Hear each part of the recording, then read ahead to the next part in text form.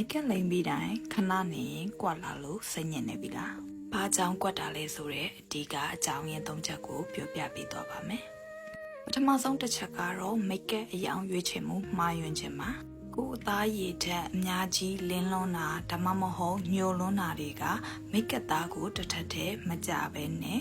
ချိန်ကြာလာတာနဲ့များကွက်လာတာမျိုးဖြစ်တတ်ပါတယ်။ဒုတိယအချက်အနေနဲ့ဆိုရင်မိတ်ကသားတွေအများကြီးသုံးမိရပါ။မျက်နှာမှာရှိတဲ့အပြည့်နာစာတွေဖုံးကျင်စောနဲ့ foundation တွေကိုအလွှားလိုက်ထူကြီးလိမ့်လိုက်တဲ့အခါမှာမိတ်ကပ်သားတွေကအဖက်တင်ပြီးတော့အကွဲကြောင်းတွေပေါ်လာတတ်ပါတယ်။နောက်ဆုံးချက်အနေနဲ့ဆိုလို့ရှိရင်တော့မိတ်ကပ်ကိုတေချာနှံ့စာအောင် blend မလုပ်တာပါ။ makeup brush ဒါမှမဟုတ် beauty blender နဲ့တေချာမဖြတ်မှုဆိုလို့ရှိရင်တော့မျက်နှာမှာ makeup တွေကကွက်တိကွက်ကြနဲ့ကြံခဲ့မှာပါ။ဒီချက်လေးတွေသိထားရင်မိတ်ကပ်လိန်တိုင်းလှနေမှာပါနော်နောက်ထပ်မိတ်ကပ်နဲ့ပတ်သက်တဲ့ဗီဒီယိုလေးတွေတင်ပေးမှာမို့လို့ follow လေးလုပ်ပေးထားအောင်နော်